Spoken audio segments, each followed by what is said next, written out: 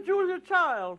Welcome to my house. What fun we're going to have baking all kinds of incredible cakes, pies, and breads right here in my own kitchen.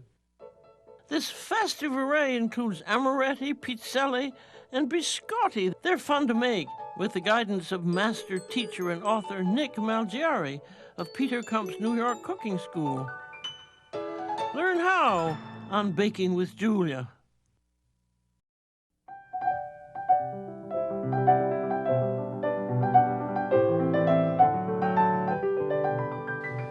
When you're going to an Italian wedding, what do you bring? Well, a great big platter of assorted cookies. And here's Nick Malgieri, who's going to show us how to do them. We sure are. We're going to start with some zaleti.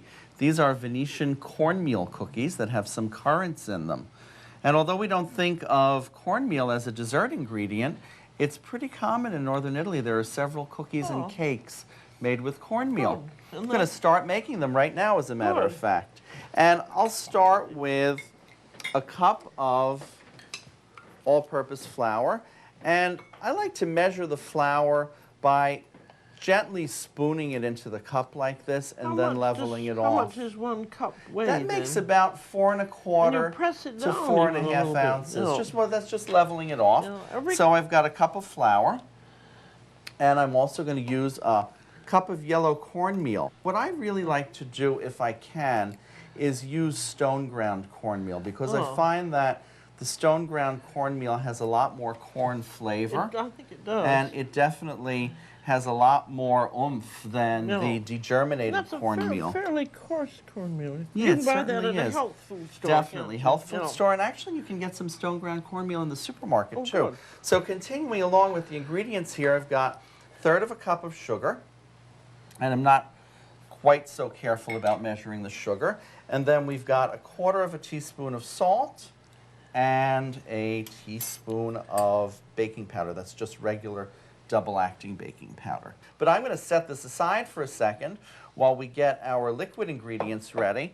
And here I've got an egg, and that's a large egg, and a yolk, which I'm going to just save our egg white here for our Amaretti later on. And a teaspoon of vanilla extract goes in. Pure vanilla extract. Pure vanilla extract. So here I'm grating the zest from a lemon, and we previously rinsed off the lemon. And I find that this kind of a grater that has these diagonal type holes, as opposed to a box grater that has those kind of nail holes in it, really works well because you get a lot of zest from one lemon. You certainly do. And the one thing that's important about that, I think, is not to press too hard while grating so that you don't get a lot of that white stuff that's underneath the outside. Press, that's... Yeah. So I'm just going to whisk that up together, and I think we're almost ready to go here. Here we've got our egg yolk, vanilla, and lemon zest ready. And I'm going to take and, first of all, just mix the dry ingredients. That's, again, the cornmeal flour, sugar, salt, and baking powder. And here I've got a stick of butter, and I'm just going to kind of use my hands for this because I'm going to rub it in by hand. Clean hands. Definitely, definitely. The butter does not need to be softened at all, although if it has been at room temperature for a few minutes while you're getting the other ingredients ready, then it will incorporate a lot more easily. But there's absolutely no reason not to use butter that's cold from the refrigerator. That works just fine. Unsalted butter. It is unsalted butter. I always use unsalted butter.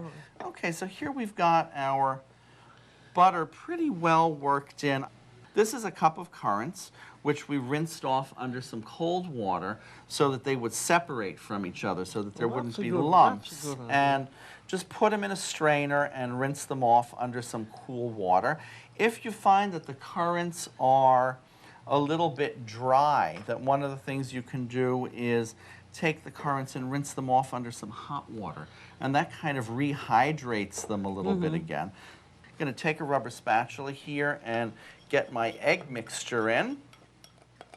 And I think I'll just mix that in by hand because we're going to take and turn this out onto the work surface. It's a perfectly simple mixture, isn't it? Yeah, it really is. It's kind of like making a pastry dough. There's nothing really difficult, and I think the only difficult thing is getting the dough off your hands, which this is kind of an easy way to do that. If you're organized about it and you do one finger at a time, it's easier and it is a little bit cleaner. So what I'm going to do is get a little bit of flour here, put it on the work surface, and I'm going to turn my dough out onto it. You see the dough looks a little bit dry right now, but just in a very, very little bit of pressing this together, the dough is going to be perfectly smooth. And this is just completing the final mixing of it. And it's not necessary to knead it a lot. It's not as though it's bread dough and it needs to be handled a great deal. Yeah, but there we go. And the amount of flour that's on the surface is just enough to keep it from sticking. It's not as though you need a ton of flour on there. So anyway, this is easy to cut. I'm just going to use this kind of firm rubber spatula here to cut the dough in half. And I'm going to show you two different ways of working with the dough. Good. One is to make what we call classic biscotti. And biscotti, of course, are twice-baked cookies. First of all, we form them into a log, and I grab a little tiny bit more flour there. We form them into a log and put them on a pan. Here's my pan, and I'm going to just slide this on. Slide this toward the front here a little bit. This is a little bit of parchment paper, and you know what? Foil works just as well. Foil will work fine. Okay, so here I've got my dough on the pan. I'm going to flatten it very slightly. I'm going to throw this into the oven now. This is going to bake for about 20 minutes at 350. There we go. And I'm going to put this in the top third of the oven. Now what I'm going to do with the rest of the dough is form the zaleti, like those diamond-shaped cookies that we saw at the beginning. Each one of these is going to be rolled into a log. Again, that's approximately 12 inches long. We're going to flatten them slightly and then just cut across on a diagonal to make diamond shapes. And you see that that works perfectly. So I think I'll just cut a bunch and then put them onto the pan. But you see that those are easy to form. And then we've got a couple of little scraps there, and I'll show you what we do with those.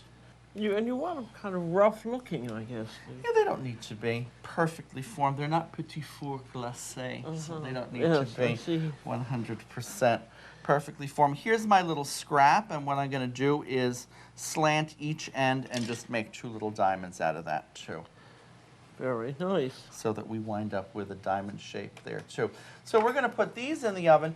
These, because they're a little bit less thick and smaller, are only going to take about 12 or 15 minutes. And you know, a good precaution, since we're putting that in the bottom of the oven, I'm going to check those in a few minutes. And if we need to, what we can do is slip another pan under there, because especially in an electric oven, you've got the 2 layers of metal so that the fierce bottom heat is not going to burn the bottom of the cookies. Yeah, good. Okay, here we have the zaleti that are baked. And I like to do them so that they just have a really light golden brown color. They don't need to be real dark. So we're going to let them cool off a little bit, just to show you how they should be on the bottom. See, they're just a little bit golden. And they're still a little soft. Yeah, slight golden touch. And I noticed you did put another pan underneath. Yeah, because I was afraid. See, the bottoms are really nicely done, and they would have been charred. That's such a good idea. I never would have thought of the 2 pans. It works really well. Now, here we've got our log that we baked, and it's cooled off already. And I'm going to take it and move it over here to the cutting board, and I like to cut these about 1/3 of an inch or so, and you really need to use a sharp serrated knife to do that. So these are going to be the classic biscotti, or twice-baked cookies, where we put them back in the oven for a second baking, where they're going to toast very slightly. And these ends, I always consider them my reward. I always kind of nosh them right away rather than put them back in the oven. So I'm going to just grab these a few at a time and line them up on the pan here. And they don't need to be any distance apart because they're not going to be doing any growing or spreading. Just kind of lining them up. And these now for the second baking are going to become crisp. So into the oven? We're going to throw those into the oven now. And again, it's at 350, and it's going to take approximately 10 minutes or so for those to bake to the point where they're going to be crisp. Okay, here we've got the zaleti biscotti that we're taking out, and these have browned quite nicely, as you can see. How long are they in there? Nice and golden. They take about 10 minutes or so at 352 color like this. And you see that they are a little bit darker than the diamond-shaped zaleti. And they have crisp They do crisp up. In fact, they're going to crisp up even more as they cool. Fine. So actually, we can put some of these on our platter now. Here we've got our diamond-shaped zaleti that we can fill in amongst the festive ribbons here. And even though these are warm, I think I'm going to put on a couple of the biscotti just so that we can round out the assortment. And these are really great after they cool. They become nice and crisp. I'm just going to try one. I like them warm, too. I think I'm going to try a little bit of that one. That's good. You see, they do crisp up a little bit. Thank you, Nick. Thank you, Julia.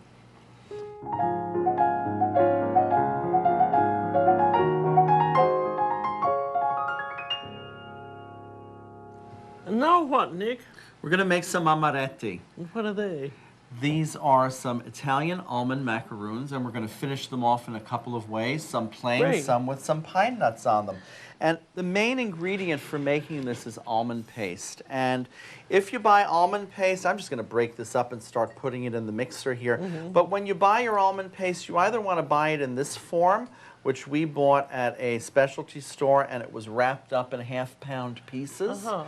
Or you want to buy the almond paste that comes in a half-pound can. So I've got my half-pound of almond paste in the mixer, and I'm putting in half of 3/4 of a cup of sugar. We're going to let this mix until the almond paste gets finely crumbed up with the sugar. So now that this is finely crumbed, I'm going to add the rest of the sugar. That was 3/4 of a cup of sugar to start with, and we divided it in half. And that's going to take another couple of seconds just to mix in. Now it's time to add the 2 egg whites. They should kind of go in one at a time when the egg whites are freshly separated like that. Okay, that looks good. I'm going to throw in the other egg white. And now what are we looking for? You know what, Julia? We're looking for this to get mixed to the point where it's starting to stick to the bottom of the bowl, which it's doing. In fact, I'm going to stop. And you see, this doesn't get to the point where it's extremely smooth and fluffy. No. It's rather like, was it capstone cookies, where you don't want to overmix. Exactly. You don't want to overmix, and you don't want to get it to the point where you've got a lot of air beaten into it, because any kind of amaretti or macaroons, which is of course what amaretti are going to rise up too much if you beat air into them. So I'm going to fill a pastry bag here, and this has approximately a 1/2-inch plain tube in it. And, you know, filling up the bag is a question of really bending back most of the bag before filling it. And I'm going to put all of the paste for the amaretti right into the pastry bag here. Nice, very almondy. Doesn't it? It has a good scent. You didn't put any almond extract or anything in it? No, that is definitely right from the almond paste. So we're going to move over here to the pan and pipe these out. This is a fun technique, you know, because the macaroon paste here for the amaretti is fairly firm.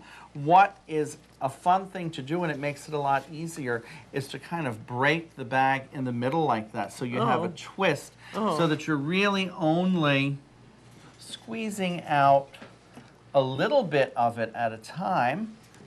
And my technique for doing that, about a full tablespoon, would you think? Yeah, I would think it is. Yeah, if you wanted to shape them by hand rather than using the pastry bag, you could measure out tablespoons full. And then, of course, here we'll just squeeze the rest of it down. And the technique for piping is to be about 1/2 inch above the pan. And I like that little twist. Squeeze it, and you know what you do? You stop squeezing before you twist away, rather than make a point. Yeah. Yeah, I think that's one of the hardest things about learning how to pipe, is not what to do, but what not to do.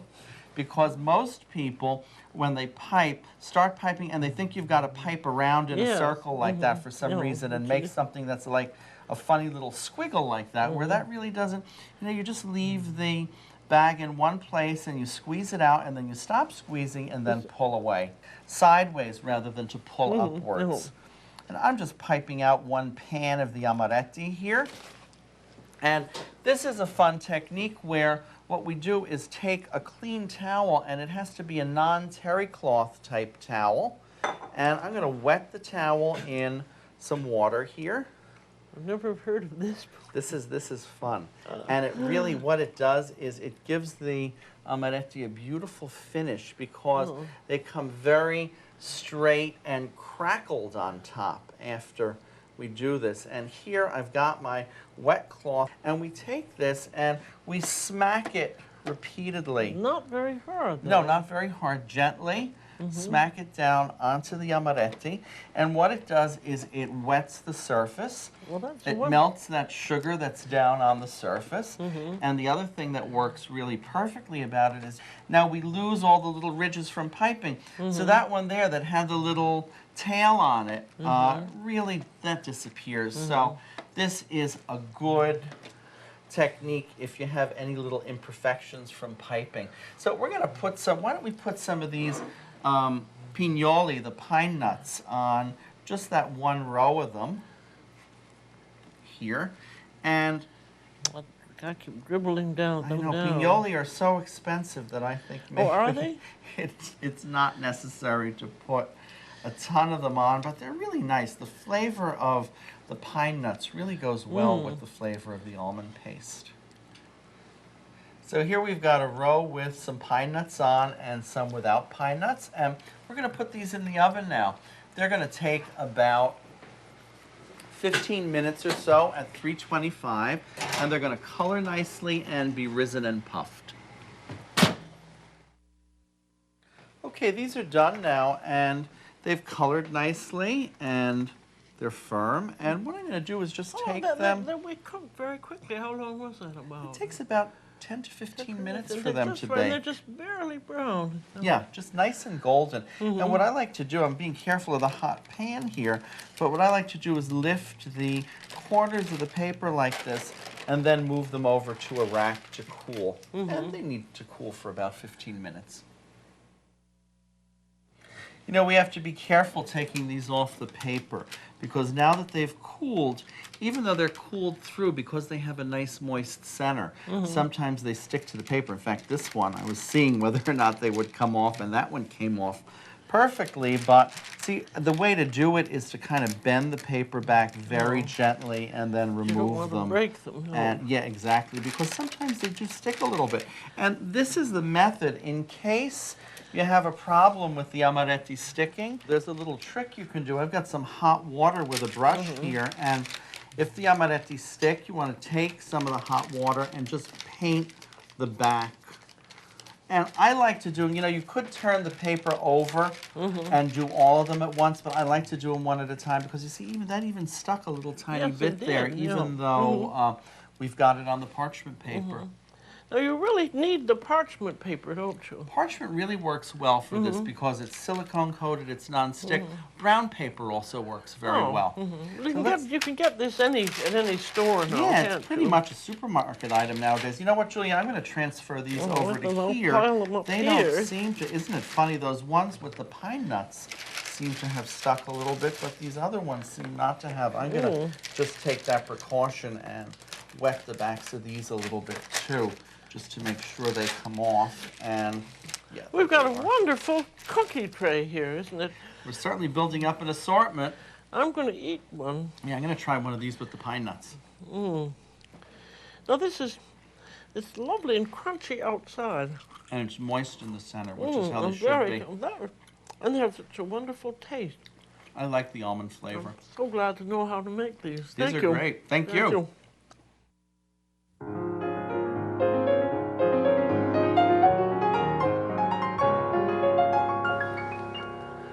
Chef Nick is now going to make these little waffles. They're called pizzelle. Little pizzas, but not because they've got tomatoes on them, just because they're round and flat like a pizza is. The recipe is really easy to put together. I've got 2 eggs. I'm going to throw in a pinch of salt and just whisk that together. and then half a cup of granulated sugar, and then just whisk that in. We've got a tablespoon of anisette that goes in, and here I've got 6 tablespoons of unsalted butter that's melted and cooled, and I'm just going to kind of whisk that in. What we've got that's going to go in last, and I'm going to just fold that in after the butter is mixed in, is 1 1/4 cups of all-purpose flour, which is mixed already with 1 1/2 teaspoons of baking powder. Double action baking powder. Just plain old baking powder, right. So that just goes right in. Going to fold that in quickly. Kind of like a crepe. The ingredients are similar, except we don't have that kind of liquid quality that the crepe batter has. So our batter is all mixed. We just need to bake the pizzelle, and here we've got our pizzelle iron, which is already preheated. And the first time you use a brand new one, you can see it's a little smoky there. First time you use a brand new one, it's a good idea to oil it before you start heating it, but this has been used a little while already. So we're fine with that. And here I'm putting about half a tablespoon of batter right in the center of each one of the impressions here. And I'm going to close it down, and the handle has a clamp on it so that you can close it tight. And the way to tell that it's baking is the fact that, you see the steam coming out. When the steam stops, it's time to open it and take a look. Well, that's all electric. Look at this old one that I got over in France. That's a beauty. Isn't that lovely? It's a nice design, too. That should heat on the stove. Right, and it needs to be well buttered. Yes. Okay, I think this one is almost done. We have a little tiny bit of steam still coming out of it. Here, these look fine. And I like to do them so that they're nice and light. I don't like to have them too dark because with the butter and sugar in them, they can start being a little bit bitter. So there's one that is done. This one had a little tiny bit more batter. And what I'm going to do with this one while it's warm, I'm just going to close that back down again, is to take it here and quarter it, because that can be a nice way to serve them. And they're a little bit neater than trying to eat the whole ones. And you can sprinkle these with confectioner's sugar or not, as you wish. And they can become an addition to our tray of assorted biscotti here. Or you mentioned ice cream. How about that? Some beautiful strawberry sorbet here. These look really nice as an addition to the sorbet as a decoration, and also they certainly taste excellent with it. And we'll have Try a little bit here. I think this is a great idea. Thank you, Nick. Thank you. This was fun. Julia, it was a real pleasure. Hope you'll come again, and we'll make some more, and I'm going to eat a macaroon. Thank you. Me too. That's delicious. I love those.